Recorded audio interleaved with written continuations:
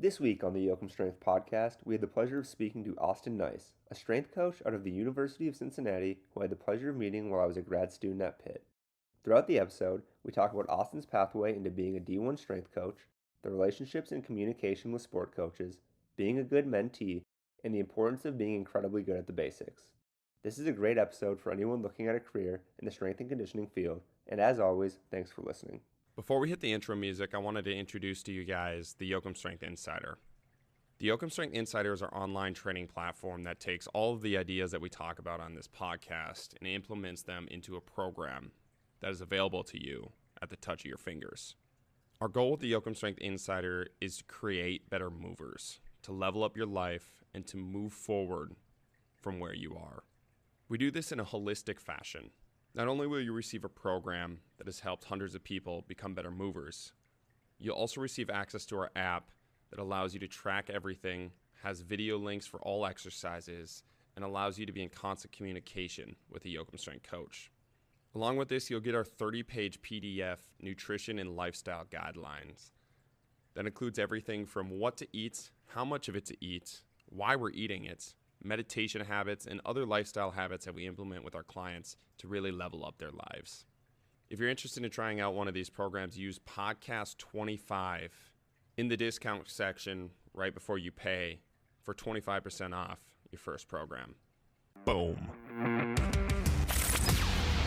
This is the Yoakum Strength Podcast. Take the leap down the rabbit hole with us as we interview elite level guests to unravel what high performance really is. All right, well, Coach, welcome to the podcast. Excited to have you here. Thank you. I'm excited to be here. Yeah. So we got Tristan connection here. You guys were at Pitt together.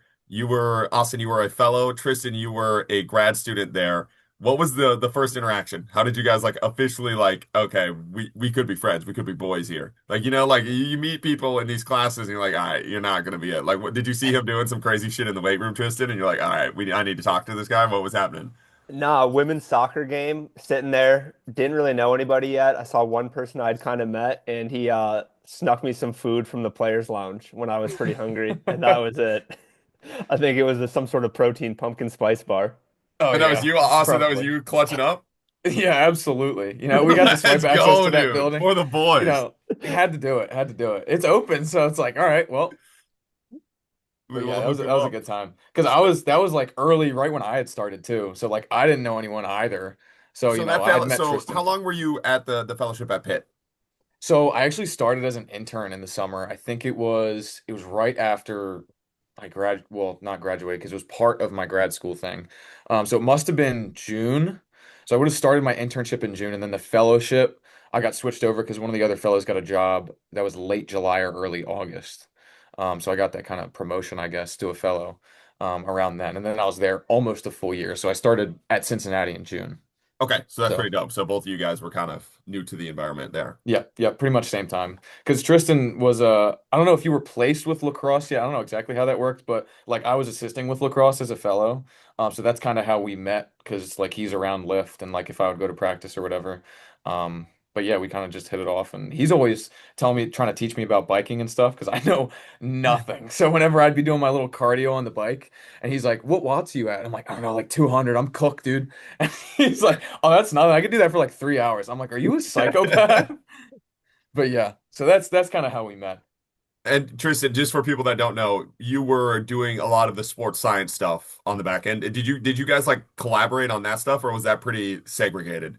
So yeah, I was the sports science grad student, so I was with lacrosse and just in actual school, and he was the fellow for strength and conditioning. So he would kind of teach me how to use a lot of the apparatus that I had not experience with, like the 1080 sprints or the force plates or all the Vauld random equipment, and basically how you would use it in an everyday thing. But I wouldn't say he had any input on what the coaches wanted for sports science reports or anything. So that was just kind of what we were doing on the side. Gotcha. That's pretty dope. And then, Austin, you took that fellowship and then started up at Cincy, and Cincy's a new job here. And just kind of covering some of this background I get the question a lot about how do I become a Division I strength coach? How do I do this? How do I get a job here? So it'd be kind of cool to just hear the journey of you went grad school, fellowship, fellowship, you were working probably like 10 hours a week, right? Like you weren't even working that many hours on the floor. Oh yeah, for sure, for sure. Yeah, no, it's just floor monster. Whenever you're an intern or a fellow, it's like just be there as much as possible. But yeah, so like even in undergrad, like I started doing internships in undergrad. So I was at like a D2 school called East Stroudsburg University. It's up in Northeast PA in the Poconos, kind of middle of nowhere there. If anyone has heard of it, I'd be very surprised. But so I started like as an intern there. I helped a lot with football. But like again, like as many hours as I could make it, like I was in, like helping with whatever team was in there. Like I was just trying to do as much as possible and learn. Because at that point, like I had finished my track and field career. I ran for 3 years at East Stroudsburg. And then I got hurt and then I kind of stopped it there and I was like, all right, I want to do this coaching thing. And then some of the coaches there were like, we think you should do grad school and then be a GA for us. So I was like, all Hmm. right, cool. So then as a GA, I was with, God, I hope I don't forget a team. I was with men's wrestling, men's basketball, track and field. Oh my God. And then I assisted with football as well. So it was kind of a lot on our plate. So as a GA, at least at my school, you're essentially just like the head strength coach for whatever sports you're with. Oh, that's pretty dope, though. That's So that's awesome it's like experience there. you go from like being like the fourth intern with football to like, hey, go lead this men's basketball team. I'm like, holy, and like some of the guys are older than me. Like it's a really weird kind of experience there. But it was great just being like thrown into the fire, And were you trying to take making it the all in. programs, or was it like the head strength Yeah. coach would give you the program and then you're running everything? No, yeah, I'm making the programs. So Making the like programs, everything. That's the badass, first dude. like week or two, they were like, yeah, let's look it over and make sure you're not gonna kill anyone the first time you like run a lift. But yeah, after that, they were like, all right, yeah, you seem decent enough. Like, go do your thing. So did my best at East Stroudsburg, and then to finish off grad school to like graduate, you have to do like a culminating internship. So then I got the internship at Pitt and then did the best job I could there. One of the fellows left because obviously whenever you find a job as a fellow, they just kind of let you go. They're like, that's the whole point of the fellowship is, getting a full-time job. So one of the fellows left, got a full-time job, and they were like, hey, you did a really good job as an intern. Like, would you like to be a fellow? I was like, hell yeah, absolutely. Like, pay me, please. So, but I mean, like, whether you're an intern or a fellow, like, I'm on the floor all the time. Like, I would get in probably like 7 a.m. ish most days, then I wouldn't leave. Especially if I lifted, I wouldn't leave till like 7:30 at night. Bro, you were in earlier So than that. Like, it let's cut depend it. like You if were definitely in at volleyball, like 6:30 when I was I rolling up was for some of those yeah, morning if I was practices. so when volleyball was lifting in the morning, I would be so scared to like not have everything set up perfectly. I'd show up like an hour, hour and a half early just to have everything set up, and I'm like double checking everything. And then of course whenever Steph Grubbs was her last name is Mock, but Grubbs now. Steph Grubbs was the volleyball strength coach there at Pitt, and she ran a really tight ship, but she helped me learn a lot. But it's like she would change stuff on the fly. Like I'd get in, set everything up like how I thought it was gonna be. She'd be like, "Oh yeah, we're actually not doing that today." I'd be like, "Damn it!" I'd have to go run around like reset the whole weight room. But it was a really cool experience. And then, I just did like whatever team I was with, whatever coach I was kind of assisting, just like doing the best job wherever I was at, so I could get a good recommendation or if something had opened up that they could kind of get me a full-time spot. And then obviously kind of with Pitt, someone had left. Obviously, Mock went to Houston for the Astros, and then her position opened up. Everyone kind of moved up a step. So now Aaron Duval is the director there, and then an assistant job opened up. So I applied for that. Unfortunately, didn't get it. But the guy who got the job, who's now at Pitt, came from Cincinnati. And then they were like, "You did such a great job in the interviews and stuff." They're like, "We're gonna like call up everyone we know at Cincinnati real quick and try to get you into that That's one." sick. So they were like, right when they post that job, you have to be on top of it. So I'm like, every hour I'm like refreshing my laptop to see if they had posted a job yet. And I'm like on Strength Coach Job Network and I'm talking to whoever might know something about it. And they post the job, apply. I only did one interview and then they just called my boss. And my boss was like, "Yeah, he did a great job with our interviews and stuff." And then they were like, "You want the job?" I was like, "Absolutely." I didn't even hear the offer yet. They're like, "You want?" I was Just like, "Yes, yes. yes." I was like, "I'll be there tomorrow." They're like, "You can wait." I'm like, "No, no, no, no, I want to be there tomorrow." He's like, So I'm actually already there. I started the drive. I yeah, yeah. It had a was like I was feeling. planning on this. I knew this was coming, but no. Was But this so one yeah, of the Strength that's Coach kind of how I Network got here. jobs that posted that you have to be a ATG specialist coach to get it? Did you see that one? No, no, I saw that post though. That was wild.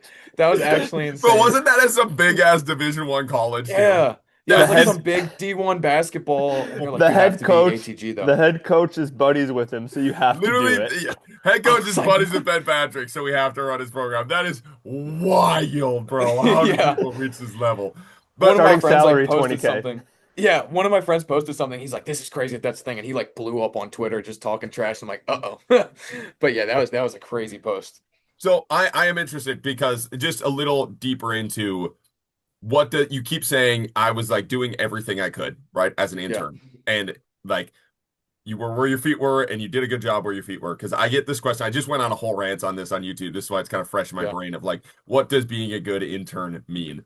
And I was telling him like, especially in the private sector, and I think the same is kind of in any sector. It's like it's a little bit of a math equation that if the head strength coach is going to take an hour of their day to teach you, right? You have to find a way to not only make up for that hour, but also like free an hour up in their day. And it's like there's so many ways to do that.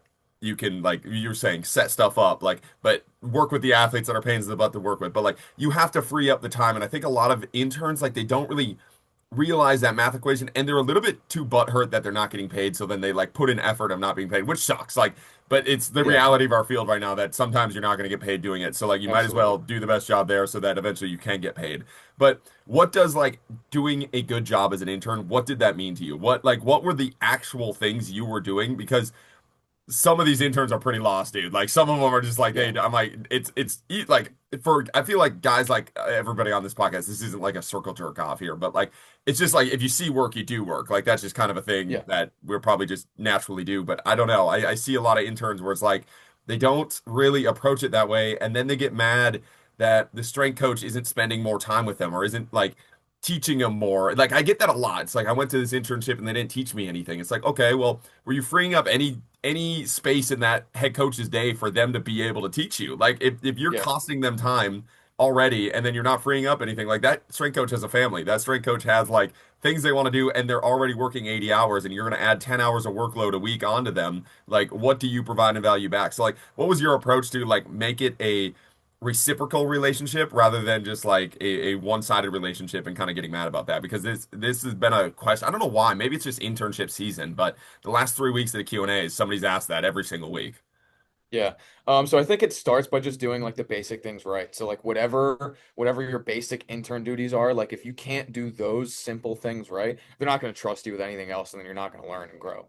So like whatever on the first day when they're like, here's the rules, you have to show up at this time, you have to do these tasks, you have to clean, you have to set up, you have to do whatever. You have to do the best possible job at those for you to get to that next level. Like you can't just expect to come in like 5 minutes late and then not set up and not clean up after teams and then be like, why aren't they letting me coach more? Like, come on, you can't even Yes, like put a bro. dumbbell back. Like, why are you expecting that?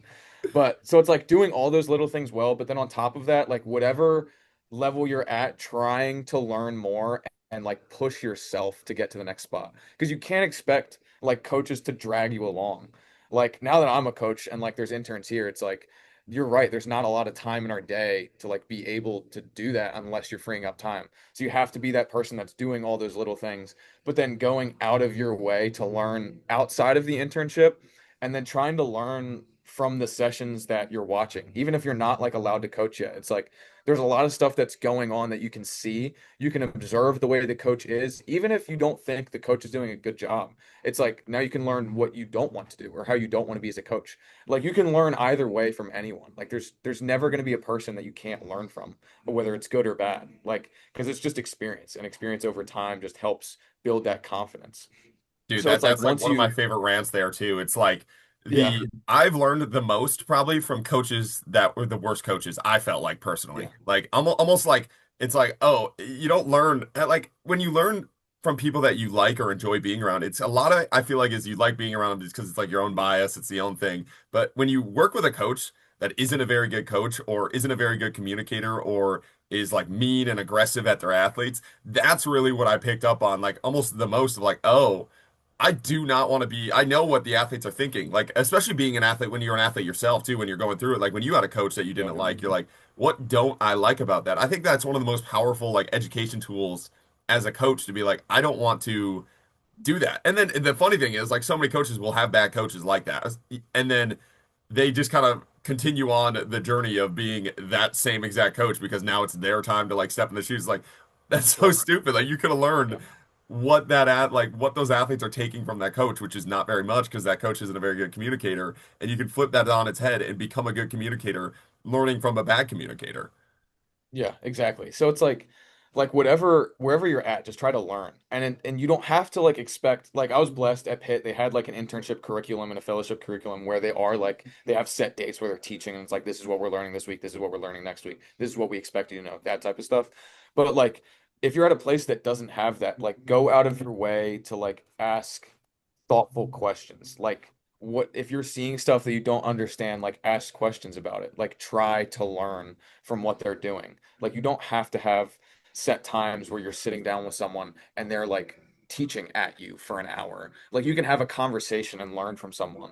Like whether it's if you're like going out to practice with the strength coach, it's like on the walk over there, like asking questions that you have. Like how do you go about like managing different athlete personalities? Like you can ask questions that you think will provoke good answers, and then you can learn that way.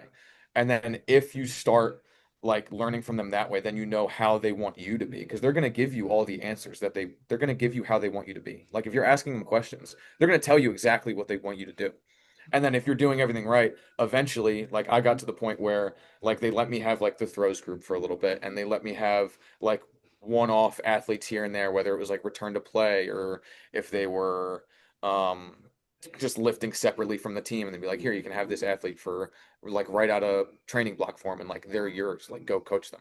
So it's like you have to build that baseline level trust to be able to do those bigger things. And then you can learn a lot once you're at that spot as well. Like don't just get stagnant where you're at. Like so I was leading like a return to play for one of the Pitt volleyball girls with like an ACL. And like Pitt volleyball is like very, very good. Like they're top one of the top teams in the country like annually. So like that was kind of like a terrifying moment for me of like, oh my God, I can't mess this up, dude. Like that would be so bad. But at the same time, like you learn so much when you're there, even if like end goal is that. End goal is like me being with an athlete and I'm coaching them and I'm not being like micromanaged. But you can still ask questions like, hey, what do you think I should do here? Like I'm thinking this is my thought process through this block or whatever. Like, what do you think about that? And you can get input from coaches, even if you're the one that's leading whatever groups. So it's like just keep learning. Like that's my whole thing. I'm never going to be like the smartest person, but as long as you keep learning, you're just going to keep getting better and better, which is the goal. And on that learning process, you talked about how when you were the GA, you had like this head coaching responsibility, you were programming everything. Yeah. Then you went through the fellowship, or were you programming at the fellowship, or was it mostly, mo for the most part, like running other people's programs? For the most part, running other people's programs, but like the throwers I programmed for, ACL return to play I programmed for. There was a couple lacrosse girls who had like labrum issues that I programmed for. So like Yep. here and there, but it wasn't like I wasn't with like the whole team. Like I wasn't the whole track team. I wasn't the whole volleyball team, stuff like that. Yep. So And it then was now you are full programming again, yeah, correct? So yep, what's yep, the difference? absolutely. Like how is that learning process look like? Like what did your programs look like as a GA versus like what do they look like now going through that process of like the continual learning? Like how much different are your programs? What were some of the core principles that you felt like you had right? And maybe what were some of the core principles that you felt like you had to change or like you didn't maybe didn't even know they were core principles you needed in your program? Like what was the eye-opening experiences through that learning journey? Yeah, so I think when I was a GA, a lot of I mean, when you're a young coach, I think this is a lot of people, but like I didn't know much. So it's like I knew what I knew, which came from other coaches that like kind of mentored me through that. So it's like I essentially programmed the way they did. Yeah. And like it was very similar. Like if you would take one of my programs and you would take one of my mentors' programs when I was a GA, they would look damn near identical. Like it just because that's what I knew and that's what I knew how Same. to Yeah. program and I had faith in it. Which I don't think was wrong. Like I don't think my programs were like the worst thing in the world, but it wasn't necessarily like mine, if that makes sense. Whereas like I one of my core principles that has stayed the same, stayed consistent is just doing the basics well. So I believe like moving well is important. And then I believe like just basic exercises can drive adaptation. Like I don't need to do the fanciest thing to get you stronger, bigger, faster, more agile, whatever it may be. Like I can like you don't have to overthink a bench press. You know what I mean? Like if I want you to press more, we're gonna bench press. Like that's just it's simple stuff like that that has stayed consistent with me. One thing that has changed is I think my toolbox has grown. So like my ability to kind of adjust and do different things to kind of manage where different people are at. I think I've gotten a lot better at doing that. So my programs are a lot more holistic as opposed to just like strength, strength, strength, strength, strength all the time. So I've just done a better job at using everything that I've learned over the past couple years and making it my own and then implementing it. And since it's my own, I have a lot more confidence in like making adjustments off of that if I had to. But yeah. So it's one thing to like develop your own programs and get that insight and feel more competent, but especially arriving at a new program like Cincinnati, you have to get buy-in from the sports coaches and like the staff there to actually get the demands that they want to see brought to the field. And so how is it different like knowing what you know now and then meeting with these sports coaches for the first time and seeing what's important to them and how did that mesh up and were there any points of contention or was it pretty smooth sailing? Honestly, pretty smooth sailing. So the coaches here are really, really great about they just trust the strength and conditioning department as a whole. But obviously when I started, you kind of go in with that mindset like, oh, there might be issues and I have to do like the best job possible, which I'm doing the best job possible anyway. But you kind of go in with that like I have to be on my A game when I'm meeting with these coaches. So like the first like in the summer, so swim still is competing throughout the summer. Like they have a couple invitational meets and then they have like a sectionals meet at Ohio State. So I was programming for that like pretty much right when I got here. They ran through the last like 2 weeks of the program they were on and then I kicked in what I wanted to do. So meeting with the coaches for the first time, we talked a lot about like how they styled their programming, like what they liked from the last person, what they didn't like, what they think they want to see in the future. It's just like goal setting, like wherever they want to be and then working back from there. So it's like, all right, well, we want our athletes to be able to do XYZ, so we have to prep them to be able to do that. It's like if they liked something that Steg was here last year, if they liked something that Steg did, it's like, why would I change that? Like if that's been working for them, like if they've been doing Drylands once a week, like cool, I'll stick with that. That works for me. Like if that works for you, that works for me. So buy-in from the coaches, just like having upfront conversations with them so you're not falling behind as you're programming. Like right when you get there, I had my conversations with both of the head coaches that I work with and then I was able to do that. But then buying athlete in terms of letting them know that you care about their sport. So like swim and dive and lacrosse are two sports that a lot of times people feel are like neglected. So just like showing up to practice as much as possible, learning as much about the sport as I possibly can. Just showing that I care about the athletes, them, and how they perform and the sport itself. I think is really important to get buy-in from the coaches and the athletes because it's like a lot of the times like my days are super busy, but if like they know my days are busy and if I can still find time to go out there and be with them and know them outside of just the weight room or outside of just the pool, I think that goes a long way in building a relationship, which thankfully, like my relationship with both of my head coaches has been really, really good. So, I was gonna say that was one thing I noticed even last year that almost no one who wasn't associated with the team would do is like show up to games, like show up to things.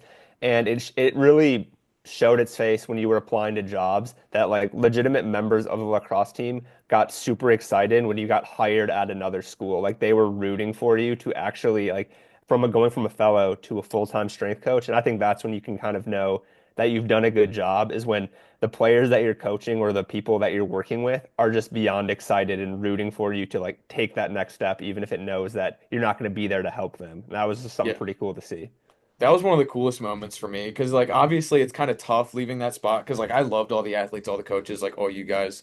Like it was great being there. But then like as I'm telling athletes, I'm like, hey, like I'm applying for this, whatever. And they're like, oh my God, like how's it going? And they would like come into lift and like ask me like if I got the job yet or not. They'd be like, did you get the job yet? They're like, you're gonna get it for sure, for sure. So that was such a cool and like refreshing thing to see because obviously like there's a lot of stress into like applying for jobs because I applied to so many jobs in the spring. So many jobs.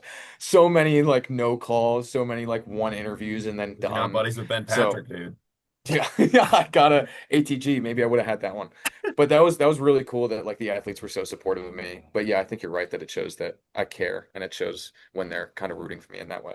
One of the things I want to ask you about is that compromise when you do come in, right? The compromise Yeah. and blend of a program, because I've seen that go horribly before. Especially when we Yeah. were at the Division 3 sector, we would have basically just because they couldn't pay a strength coach, we would have basically a new football strength coach almost every year. And Yep. like when the new strength coach came in, basically their whole thing was like, fuck the other guy.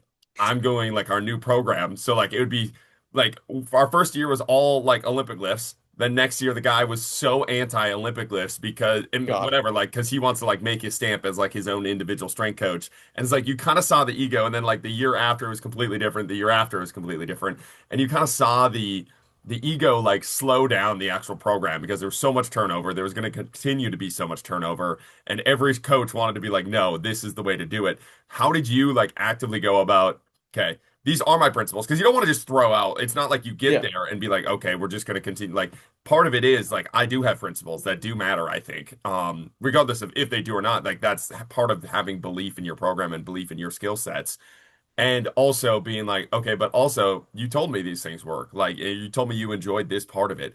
How did you go about that process? What were some things? Were there any difficult conversations of things like that you didn't actively believe in and they did like anything like that? Like what was that compromise and like blend balance to be able to get it to? Because like one thing, like when I work with a new team, I think the biggest thing that we do when we do like a lot of our small sided agility games, a lot of our movement based stuff, that's so new to almost every program and every team that we do that if I just throw what we do at Yoakum Strength, like with my athletes that have been with me for like 5 to 6 years, if I just throw all of that stuff on them at day one, they're gonna be like, "What the fuck did we just do?" Right? Like that Yeah. is so different than everything, and it's almost like I have to give them pieces of candy to get that bind, to get that blend, and like slowly ink it in until we can get to a point in which I feel like, okay, they're ready for this. I'm meeting them where they're at, and then we can make that change. And like once you do that, it goes so much smoother. It doesn't take as long as you think it does. But definitely, I've also like when I was a young strength coach, like way back when I started, I was definitely the coach that was like, no, this is going to be like the way that we do it. Like we are going to switch it up and do it because I felt like I had to prove myself into there. So like,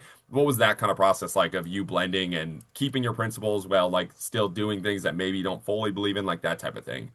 Yeah. So I think one thing that doesn't change is like standards. So for me, like if I expect a certain effort level or a certain like way that you act, like that's gonna stay the same. Like my rules for general stuff, that stays the same for me. And if there's anything that goes above and beyond that they have been doing, I'm just gonna adopt that and we're just gonna roll with those. So I think in that sense, a lot of that is really easy because I'm not gonna move at all on that. Like I'm not going to move on like you can't be late to the weight room. Like you can't. That's a standard that is not going to move for me ever. Um, Whereas like I think like conditioning, for example, like I'm more willing to move and kind of adjust as we go to more of my style. Hmm. So like for lacrosse, a lot of what they used to do was just more aerobic based, versus like a lot of high intensity sprinting rest time. So, like starting off the first couple weeks of the year, actually up until this week, we did a lot more aerobic stuff, which again makes sense for time of the year, but a lot more similar to the style of what they have been doing, to get their coach, to get the head coach to see that I, can run a successful conditioning program and like I can get the buy-in from the athletes because that's what they're used to. And then as we go, I've started to kind of introduce more sprinting, and like high intensity, long rest time stuff. So like our Tuesdays are super, super high intense. So it's all sprints and then all glycolytic work, just with a lot of rest. So we go like this Tuesday, we went like 4 sets of a 35-yard sprint and we had 3.5 minutes rest in between each one. And I know the coaches and some of the athletes after were like, why so much rest? Like, what are we resting for? Like, they'd finish a rep, they'd get back on the line, and I'd be like, we got 3 more minutes, and they're like ready to go. I'm like, yo, you can relax for a second, like get a drink, take a lap, like calm down. They're like, oh, we're just not used to having rest, man. I'm like, I know, that's fine, like it's okay. But then having those conversations with the coach to explain like this is why we do that, and this is the adaptation that I'm trying to drive, like they are very, very fit. Like the athletes that we're getting in are more fit than they have been in the past. So that aerobic base is there already when they're coming in versus where they had to build that before. So there's things that change kind of because of the nature of the team and the way that different coaches program like conditioning and stuff. So it's like if we're more fit, we're going to sprint more now. It's like that was a pretty simple conversation. Like the coaches understood that, the athletes understood that, and they bought in like right away. They're like, yeah, I actually feel really good. Like I feel fresh, I feel fast, and I feel like I can run a mile. Like they're feeling all of the things you're supposed to feel from conditioning. Like, yeah, it's tiring during it, but then I feel great after because they practice after. I'm like, I feel great, so it must be working. It's like, yeah, like you can do. There's a lot of different modalities that can help athletes. So it's like I'm not necessarily married to one thing, but like if they were doing it one way and they've improved to the point where they don't need to do it anymore, and it's more important to work on something else, we're just going to move to something else. It's not like I have to do my thing right away and kind of sprint them into the ground when they're not used to doing that. So it's just building in what you want to build in and not just throwing it all in their face right away. So you mentioned having like your own standards and like your no compromises, especially with like collegiate sports. One thing I noticed just supervising and witnessing that environment at Pitt was the different vibes between teams. Like you can just tell from the music choice, and that was almost one of the jokes, is like walking into the weight room at Pitt, you could almost tell what team was lifting by what music was on. And I thought that was pretty Yeah. unique. So how do you kind of change your vibe based on those to get the most out of the athletes, or is it pretty uniform across? So for me, I think it's important to just be myself all the time. So I'm not like a super like high intense, like in your face type of like hard coaching. Like I like to have fun and I like to coach that way. And I think that I'm lucky that the teams that I'm with are that way as well. Like if they're having fun, they're also putting a lot of effort into what they're doing. Like I think you saw with lacrosse at Pitt, like super fun group, like absolutely insane group of humans. But then when they would lift, like they do their little dances in between their sets of bench, and then they'd go rep out like 150. So it's like you can have both, but I am the way that I am all the time. Like I'm not going to change my personality for a team. But sometimes like different teams just require different ways of coaching, which is like the biggest thing. So like the swim team, like with the men's swim team, like if I'm holding them to a standard, I have to be a lot more of like a dictator with that versus with like women's swim, I can just tell them like super calm, like, hey, don't do that. And then they won't do it again. Like it's just some of the discipline stuff that you got to kind of work around. But like my personality and like the way I act when I'm coaching generally doesn't change unless like something horrible happens and I have to get on my teams or whatever. Then I'll act a little bit differently. But I am the way that I am all the time, unapologetically. Dude, that's so funny. You mentioned the difference between the guys and the girls too, coaching. Oh, Like it is it's so so funny. It's like, dude, the dudes you have to battle so many ego to get through, and like it's like they want to listen and they want to be coached. They just have to be proven like you are somebody worth following, basically, and you like have to give yeah, them that. And with the girls, it's like a much different. Like they will follow the rules, they will do this, but you have to get the buy-in in yeah. some other way to where they listen actually on it. Like they'll listen like faster and more almost superficially right away and like Oh yeah, following the rules, but like the behind the absolutely. back or like intensity, effort, like that type of stuff. So it's kind of cool to hear the difference in there because I think it's like kind of funny like when coaches say they always say like there's no difference between coaching males and females. I'm like, dude, is there a difference between how you talk to your mom and your like girlfriend versus your boys? Like, yes, there's a difference Yeah, in how you yeah, talk. Like, there's absolutely a difference. There's a difference between male talk, female talk, and male talk. Like, that's an yeah. obvious human difference that we all have. And I just think a lot of times coaches like BS, just like make a Twitter post. I'm like, that is not a real thing. Yeah, like there's obvious differences. Like if I would play like Sexy Red during a men's swim lift, they would like hang me. If I play that at lacrosse, that's the best lift they've ever had. Like so there is some differences. But yeah, absolutely, you're right about that. One of the things that I want to talk to you about, you mentioned earlier one of your principles being moving well, right? With your Mhm. athletes. What does that mean to you? What does moving well mean? Because I think a lot of times we get stuck in a lot of like super big metrics and we lose the like almost like coaching eye, the artistic piece of like, okay, is that athlete actually moving better, right? Like what does that mean per coach? What does that mean when you're watching it? What does that mean when you're programming to get an athlete to move maybe more fluid, like more fluider? I don't think that's how it, with more With more fluid, I got fluidity. it. with more There we go. fluidity. This Yeah, guy's like smart. going there. I think Joel Smith talks about like the balance between like the masculine and feminine side of training, where like the masculine is like the stimulus, the high outputs, that type of stuff. And then there's this feminine side. And he's like, a lot of times we will err towards the masculine side because it's easier to track, easier to follow. But then you also still like every coach knows moving well is important. You see all your athletes, like there's something that isn't necessarily trackable there, or like it's more, I don't know, you have less data points to like follow it up, but like it's an objective thing of like that athlete is now moving better, like that they move less stiff, they move more fluid. Like what's your approach to moving well? What does that mean to you? How are you looking at that? How are you programming things to like make sure an athlete can move better? Like what's your thought processes there? Yeah, so I'll give the example of like when swim starts in the fall, like I break up the freshmen and like the returners groups because what I want to see out of the freshmen is that whatever movement pattern that we're doing, they're competent in that pattern. So I know a lot of people like movement screens and stuff like that, but I think it's better to just get them in the movement pattern that you want to see and then see where they're lacking in that. Like if I want them to squat, I'm not gonna have them lay on their back and do like a hip internal rotation, be like, yeah, you can squat for sure. Or like the overhead squat FMS thing. So it's like I'm just gonna have them squat and see how they look, and I'm gonna coach them through that, and then they're gonna squat better next time. And it's like if there's any like specific mobility things, yeah, we'll address that. But I want them moving through the movement patterns that we're actually gonna do, or that there's actually gonna be in their sport, and then coach them through that. So we're gonna start with like super basic movements, like body weight, and then we're going dumbbell weighted, and then barbell weighted. Like so, for example, like a squat, body weight squat, goblet squat, front rack squat, then back squat to make sure that they're good in all of those positions so that when we start loading it, I can be confident that I can just let them be and load the hell out of it and rip some squats. Because I don't want to get to the point where you're lifting, where we have like a max out day and I haven't addressed any of those movement issues yet. Like if I have someone who consistently like rounds their back at the bottom of a squat because they don't have like enough hip mobility and they're just folding down.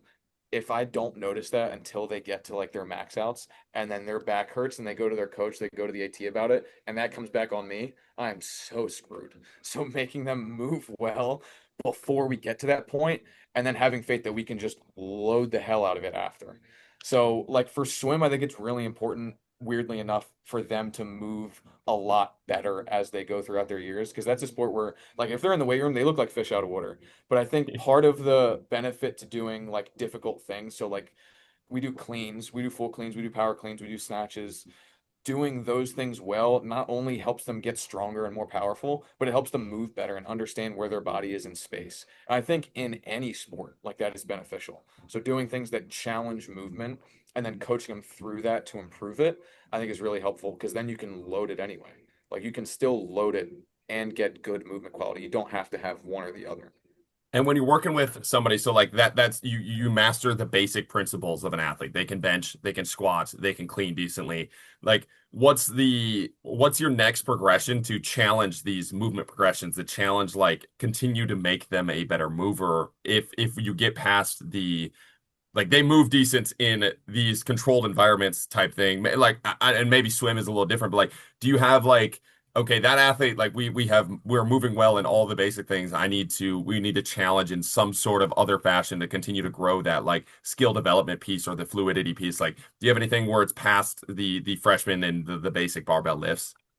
Yeah, so I get to do a lot of this stuff in Dryland with swim. So I implement a lot of like different types of like body control and movement, and I essentially run like a track warm up with Mm. swim during their Dryland. So I get a lot of stuff out of that where they're in weird positions that they're not normally in, but we're still stressing like the muscles that I want to stress, and we're kind of building that adaptation at the same time as like challenging their movement. So like we'll do like weird jumps, we'll do like different skips and hops that kind of challenge the way that they move and then the way that they're coordinated.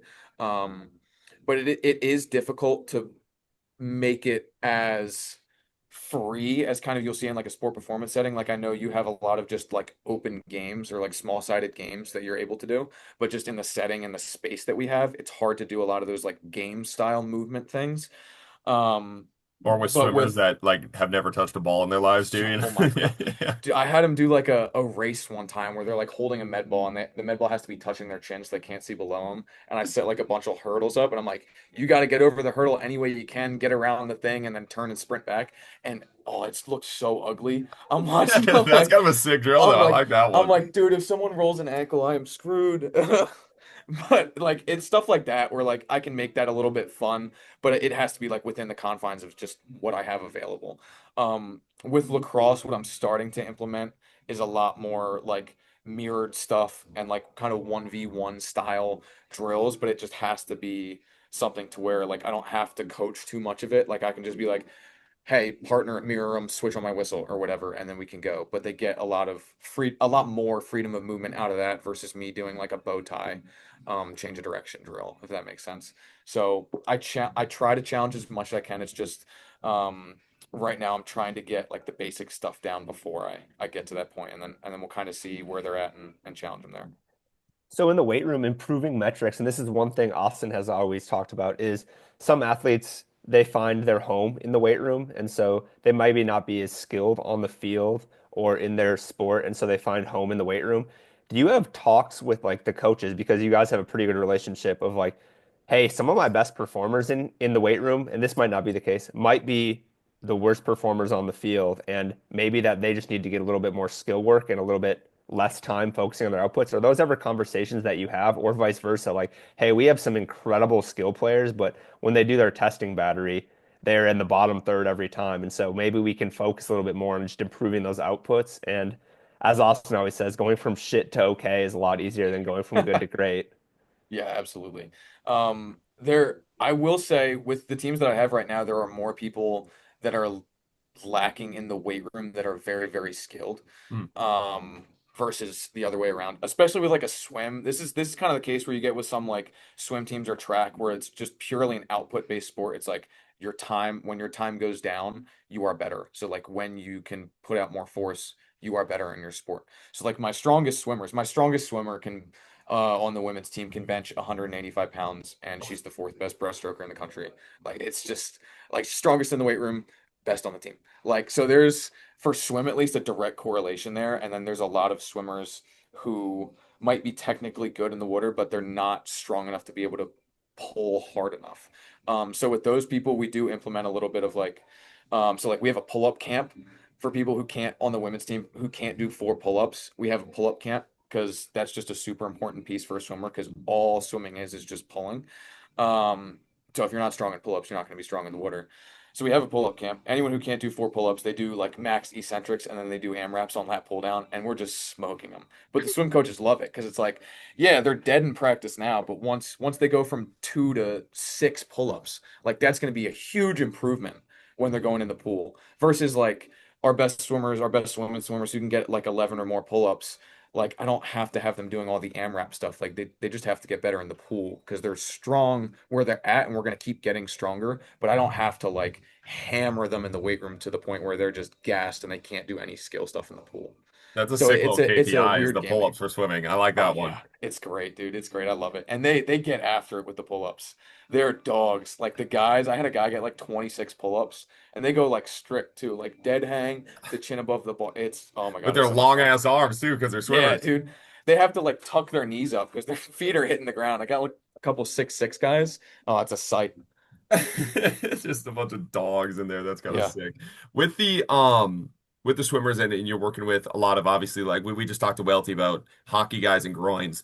Swimmers, we don't work I don't work with a ton of swimmers. What's the Yep. like shoulder rehab, prehab type stuff going on there? Oh, good Lord. So they have a lot. Our athletic trainer and our PT at Cincinnati are amazing with swim and dive. So they do a lot of, they have like a lot of maintenance programs going with them. But at the same time, we have like specific groups. So the distance swimmers tend to have a lot more shoulder issues than anyone else just because it's all freestyle, all one motion, and it's so repetitive. But we have specific groups. So for anyone that has shoulder issues or has had them consistently in the past, we have like a shoulder prehab group. And then we also have like a conditioning, a strength, and a mobility group. So some people we notice have shoulder issues because of their mobility, and some people it's really just a strength thing. So our shoulder prehab, at least in the weight room, looks like moving through a full range of motion at the shoulder and then loading things like loaded heavy dumbbell shrugs or heavy barbell shrugs, like loading the shoulder and trying to get those muscles to be built, and then moving through range of motion. Whereas mobility, a lot of the times swimmers have shoulder issues because they lack thoracic extension. Because when you're like in the pool, like your hands are supposed to be behind your, I can't even do it. Hands are supposed to be like behind your head. But if if you can't extend your back enough to get back there, it's all just shoulders and it's Mm. pulling a lot there. So improving like thoracic mobility is really important. And we do like we move our spine. Like we do side bends, we do GHD sit-ups, like we do stuff to challenge like our spine in lengthened positions.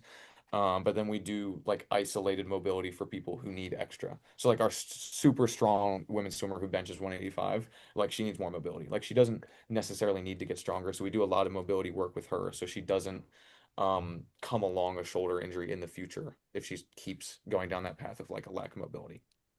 What you were just saying too about having individual approaches kind of leads me right to a different question I had was working with large groups. I feel like can sometimes be challenging just because you will see a wide range of abilities and you only have a lot of times, a set amount of time and you can't have 40 individual programs for 40 people walking them through it. So, are there any other ways that you kind of work with like the lowest output people and the highest output people as well, and still make the workouts applicable and beneficial for them while maintaining that middle ground? Because I feel like sometimes each end of the spectrum almost gets a little ignored just out of necessity. Because if you have 40 people, you're going to focus on the 30 people in the middle, and maybe the top five performers and the top or the worst five performers kind of get neglected. It's either way too hard for them or way too easy for them. Yeah, something I haven't started splitting it up too detailed yet in terms of like making an individual. But the groups has been really helpful because that's like feedback I get from the coaches as well as stuff that I see and the stuff that the athletic trainer sees. So like those top people like aren't going to be doing extra strength work, so they're not going to be like as fatigued versus like the people at the bottom are going to be doing extra strength work. So I'm kind of focusing in that way, which is really, really helpful for swim. Lacrosse, as of right now, is really just me trying to get them to a point where they're just giving 100% effort all the time. Because effort is a huge thing for me. So it's like some of the people at the bottom just don't understand, and it's not necessarily their fault. They just don't understand what straining is like through like a hard lift. Like the amount of times I've had to yell, like, just go heavier on a trap bar deadlift. Like if you load up 135 and they're just kind of standing up doing whatever, like, oh, that's kind of hard. And I'm like, kinda, like that, it's flying. Like you could throw that over your head right now. Like, so it's kind of just getting the effort out of the people at the bottom and then having the top end or the higher output people to just take a little bit off so that they have a little bit more to give. But that's not something I've necessarily prescribed. For lacrosse, it's really just everyone has to get up. And then swim is really helpful with the groups. Because the strength group mostly comes from me. And like right now, like all of the freshmen start in that because they come in, half of them haven't lifted in high school. So it's like they're just weak as hell. They're just a bunch of wet noodles. So just getting them stronger is helpful. Whereas like the super strong people, I don't have to do as much of that stuff. What's But your we'll method see how of it gets. gamifying the effort? Like gamifying the grind, gamifying like that piece of it, because I that is such a it's so especially now, like it is such a relatable topic of like I have to like I have so many methods of like whether when we had our before my velocity bar tracker got stolen, we would like the like tracking the velocity in a bar to show them some piece of data, Mhm. showing them a video. Yeah, I mean honestly, that's like one of the easiest things. Like they tell me it's super hard. I'm like, bro, look at this. Like, come on. They're like, oh yeah, and they throw 10 more pounds, they get it easy to again. It's like, what's your process of being like maybe just proving to them that like hey that wasn't actually that hard and like you do have to learn how to strain and the continual process obviously it's just learning how to lift like that's a people just Mhm. don't realize that's a part of lifting is like realize Yeah. like learning how to grind learning how to like push through some of those pieces but what Yeah. is your process of like actually teaching that because that's a skill I believe that's a skill what's your Yeah, process of teaching absolutely. that skill to an athlete. It's kind of hard and it really depends on the person. So for me, what I do a lot of is I'll go around and like depending on how their set looks, like I will prescribe weights. Like so sometimes I'll give like a minimum weight. Hmm. So if people were so we were doing spring ankles the other day, spring ankle one the other day.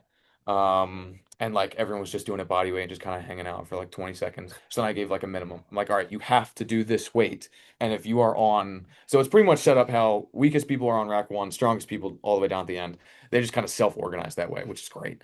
Um, but I'm like, if you're rack one, go a lot heavier. But I'm like, the minimum is 30. I'm like, and then I kind of make a joke sometimes. I'm like, hey, if you don't want to get better, like you don't have to.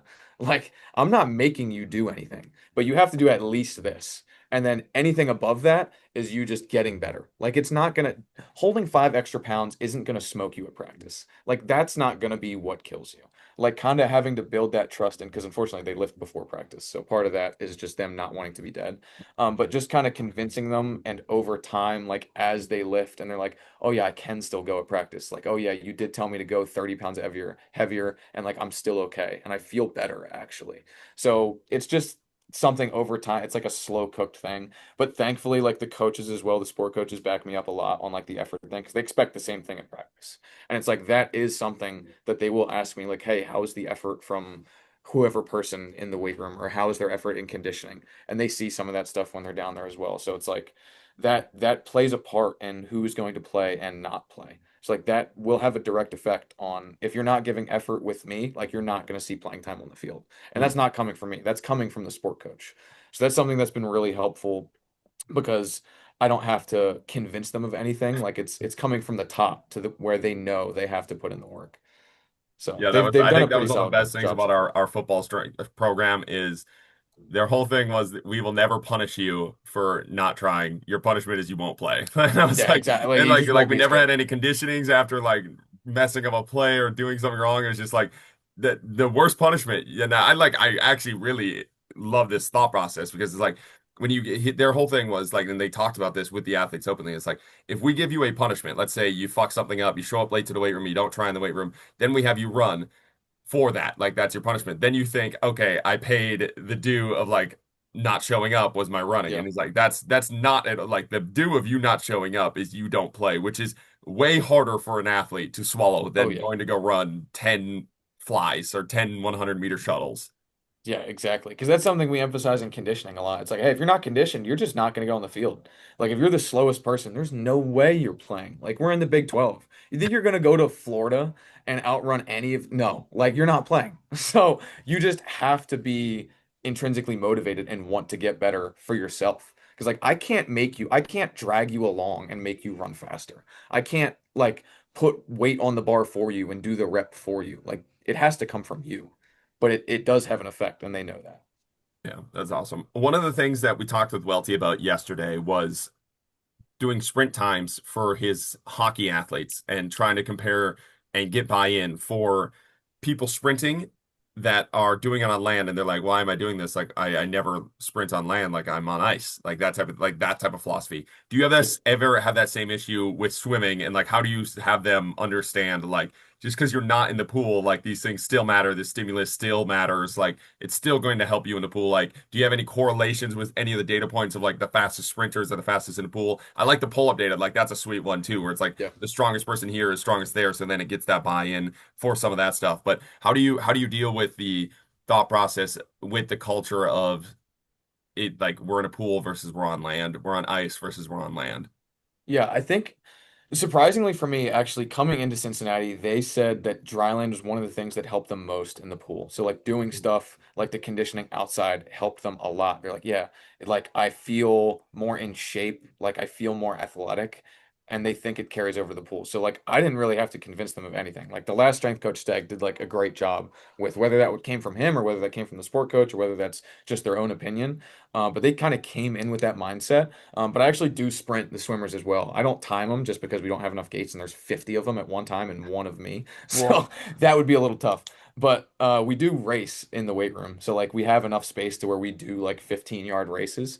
And they get after it. Like they sprint their asses off and it's fun to watch. So they do see the carryover, which is really, really helpful. Because I mean the way that Dryland works at a lot of schools is just kind of like doing like banded stuff or whatever. And it looks different a lot of places, but I think we really do it intentionally at Cincinnati and we get like benefits from it. So It's like an actual strength conditioning program. it Yeah. is, which is really, really helpful because it's not because then I'm bought into it as well. Like I don't have to run a program that I don't trust. Like Yeah. I actually think it's helping too. So I'm not like, yeah, I guess we're doing abs today. Like I'm actually Yeah, excited to bro. be there and I want to do it. That's what our track program for a couple of years. I like they didn't really have a strength coach, and towards the end they got one. But yeah, dude, the dry land for track was you go in the weight room and it was like 20 minutes of abs off of a YouTube video, and then they would leave. I'm like, what It's like the a fuck? P90X video. You're What? like, oh. No, legitimately, dude, legitimately, they would rent out yoga studios and run P90X. They had an Oh old my thing, and they would God. run that as one of their workouts during the off season, as like, and they'd have just one of the, like the assistant jump coaches put it in and run them through this P90X workout. Yeah, Legitimately P90X, like the actual that's workout. I'm like, insane. what the fuck are we doing here? How is this our strength conditioning program? This is Yeah, wild. You just didn't yeah. believe enough, dude. You just didn't Dude, believe that's so enough You in got running dude, the. P90X is the best. If You if got to run every the college did full 90 P90X, days. Bro, and the best is the throwers running it. Like the throwers were running it with oh, the bro, it's so funny. good stuff. What are we doing? Okay, awesome. But before we go, I want Mhm. to ask you, like, to let's go lacrosse. Can you lay out Yeah. like a weekly program and structure and maybe some of the things that you do that maybe not everybody does? Like, what does it like logistically look like when you're laying out a week for a group of athletes in lacrosse? How are you training them? What's your principles? What's your philosophy? Like the actual logistics of that. Because I think a lot of times I get stuck talking about all these woo-woo-y stuff and the principles, and then like a coach is like, okay, that's I don't know what to do with that. What So do I do? what do you Yeah. do with all these ideas that we've talked about? How does it like actually look on paper? Yeah. So with conditioning, so we condition twice a week. That's just what they've done in the past. Coach wanted to keep it the same, so that's what we do. They will keep conditioning throughout the season. So whether that's fall ball or if that's in their season in the spring, they keep conditioning on Tuesday, Thursday, as long as there's not game conflicts. Obviously, that moves around. But our Tuesdays right now are high intense days because Wednesday, so we normally have practice from 8 to 10 a.m. We usually condition before that. But on Wednesday, we practice from 7 to 9 p.m. So then that turnaround from 9 p.m. to waking up, and then they're going 7 a.m. the next day for conditioning. Like, I just can't expect the best, like, sprint times out of them on a Thursday. So that's why we go high intensity on Tuesday. So what we do variations of different max velocity sprints on Tuesday.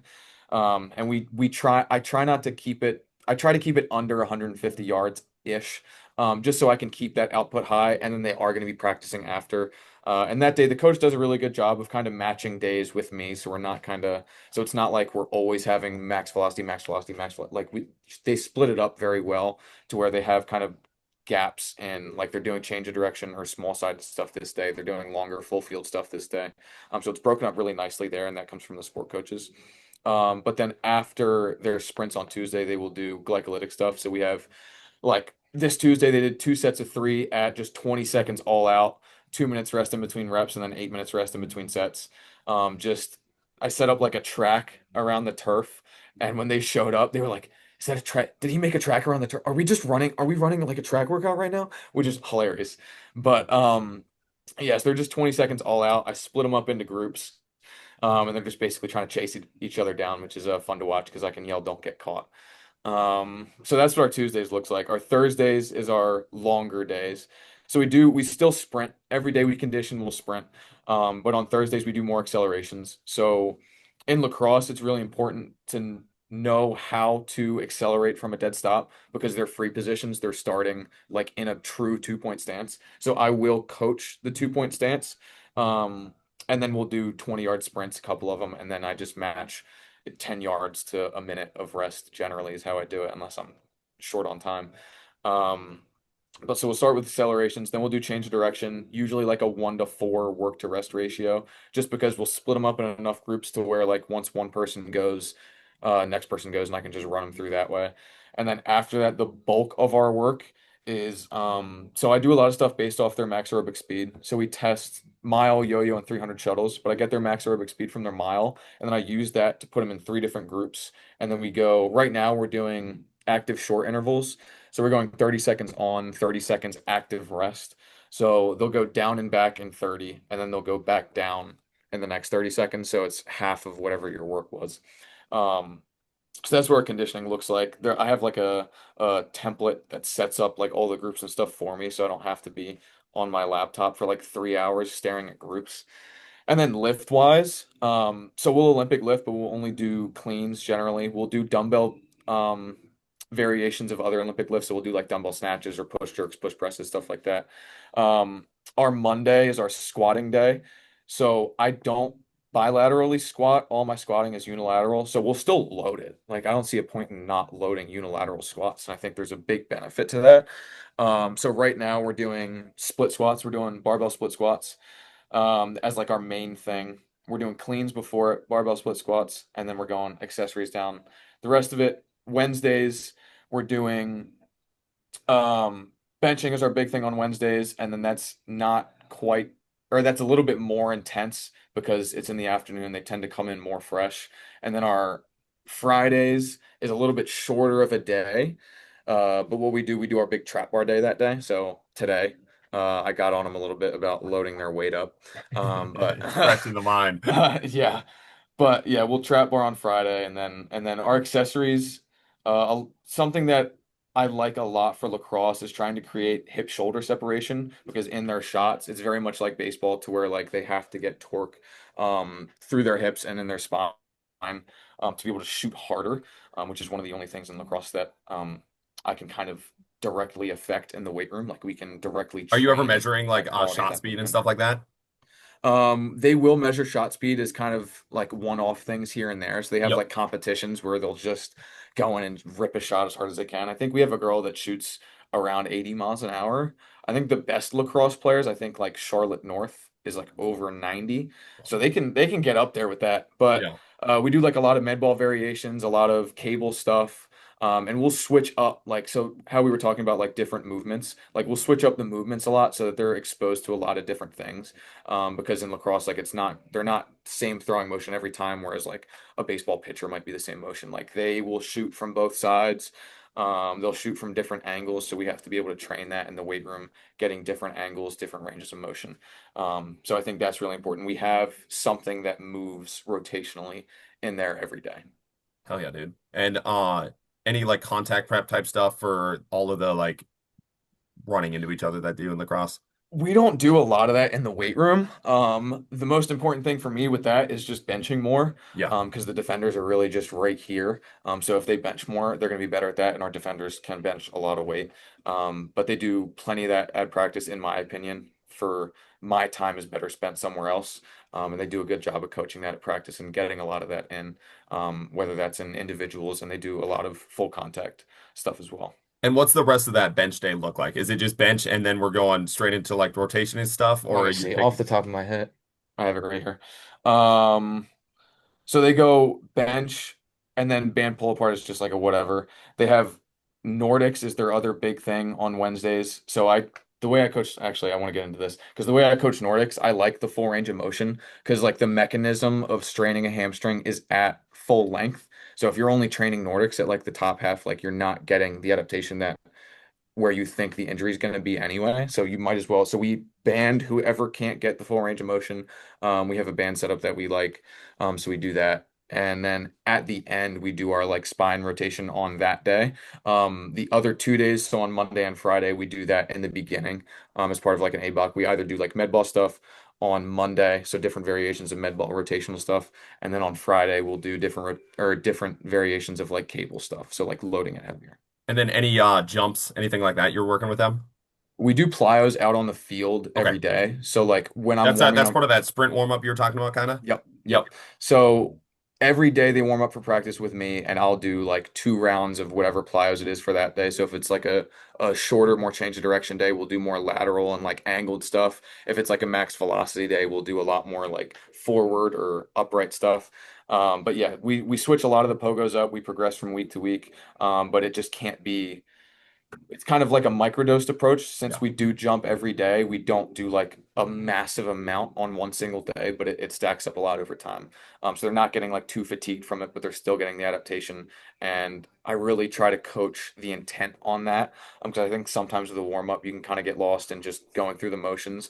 But switching it up and keeping it fresh and coaching them new every week, I think is important to keep them engaged and really getting what you want out of it. Yeah, I kind of like having the plyos and the almost like jump series in the warm up too, because then it Yeah, is like it gives them like something to get after in that warm up rather than going through exactly. the motion. That's kind Yeah. of sick. I like that approach. Tristan, you got Yeah. anything? Yeah, I had one last question. I know sports specificity sometimes gets a bad name, right? Like we're trying to mimic all our sports in the weight room. But one thing you were talking about was like, the 2 point stance techniques of like for a penalty shot. They're starting from a standstill. Do you do any sprinting or like running with the stick? Because I know the mechanics have to change slightly, especially like if you're like, trying to cradle that ball. And I would just be curious if you have like a metric of, hey, what's their 10-yard like standing sprint with a stick versus not a stick and how much that would change. I was just interested in that data if you've ever done that. We don't with a stick. So whenever I coach like 2 point stuff, since it's just like in the more, I don't know if I'm technically allowed to use like lacrosse stuff in Mm. like the strength time or conditioning time. But like whenever I'm coaching, I'm just coaching as if they were a track athlete in terms of like a start and stuff like that. Because like track athletes are the fastest, might as well coach them like that. So that's kind of how we go about that. We just started doing like some acceleration stuff this week in terms of me actually coaching them through like the 2 point start. But they're all very good at it. Obviously, it's something they do all the time. So naturally, they're a lot better than a lot of athletes. But there's some little tweaks that you can make that hopefully will carry over to when they're doing their free positions. Dude, Tristan, on that, we had our lacrosse guys run with the sprints, and almost every single one of them was faster with a stick in their hand than without it. Really? I It had was seen some stuff like that. It's crazy. it was Yeah. wild. Like it was wild. I legitimately because he was the only reason I did it. I saw him warming up. We have like a cement wall before we started our workout. He's like playing catch with it, like with his lacrosse stick. And he was like moving around a little bit. I'm like, he looks fluid as fuck doing like with that Yeah. stick in his hand. I have him sprint without it. He looks like an idiot, bro. I'm like, literally, I told him after one slow sprint, I'm like, go grab your stick and like run through there. And it wasn't even close. Like, it was crazy. And then I was like, okay, give that to like a couple of the other lacrosse people. And it was the same exact thing. And like, it's something like it just made it like a subconscious sprint. And I've honestly had the same thing with some, this is not as widespread, but with stiff guys in football, if you put a ball in their hand or like some of the fastest fly tens we've had, we have them run a tiny little bubble screen. Like, so they literally just do a drop step, catch a ball, then we have them run a fly 10. Dude, it is so stupid how much faster some of these athletes will run. I literally just think it's just like they just take out the brain and then they can go sprint. Whereas like it's Yeah. not necessarily that they're faster because of the ball. They're faster because like they don't think and they're just like, Yeah. okay, I have a different task to go do it. But we've actually done that in the gym and it is crazy. I was like, that is wild that you run faster with a loaded implement. You're losing one of your limbs. Like, what are we doing? And I've noticed it with the football guys too. Specifically, like super stiff football guys, if you have them catch a screen, like a 1 yard screen, and then sprint through the sensor, they almost always PR as the stiff guys in that. Yeah, Yeah. yeah. Stuff like that's insane. Sometimes like when I'm watching practice, I'll be like, "Oh my God, that person's a really good mover." And then the first time I get him in the weight room, I'm like, "How the hell can you not do this? You can't hinge? What? Like I just saw you like crossing someone up out there. How can you not move at all? It doesn't make sense sometimes." But yeah, that I wish that I could have some stuff like that, but like I don't think we can. Just compliance. Yeah, we not were getting the back. same way in college too. Like we weren't allowed to have any of the implements out there. Like even some of the stuff like we played with a rugby ball. We played our games with a rugby ball because you weren't allowed to play the games with a football ball. Like when we do some of these That's good. small-sided games and the rugby Yeah. ball got around it, I was like, I don't give a fuck. Like if you guys like if that allows us to do what we want to do, perfect. Yeah. We're gonna do it. But Yeah. Austin, I appreciate the time, dude. This was sick. This was a refreshing talk. It was cool to hear Yeah. all of your philosophies and your kind of climb up the sector. And it sounds like it's not stopping anytime soon. So appreciate you taking the time to come on. Thank you. I appreciate it. Thank you for having me on. Thank you guys for listening. Keep chopping wood. Yep. Thank you for listening. Join us next week as we dive down another rabbit hole. If you enjoyed the show, don't forget to like, subscribe, and leave a 5-star rating. Follow us on Instagram at Austin Yoakum to stay updated on future podcast guests. Keep chopping wood.